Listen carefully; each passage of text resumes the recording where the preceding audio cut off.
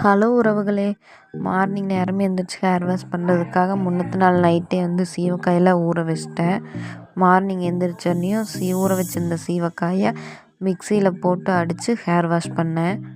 மிக்சியில் நல்லா பேஸ்ட் மாதிரி அரைச்சி ஹேர் வாஷ் பண்ணாலும் ஃபில்டர் பண்ணதுக்கப்புறம் தான் ஹேர் வாஷ் பண்ணணும். இல்லைன்னா தலையில எல்லாம் ஒட்டிக்கும்.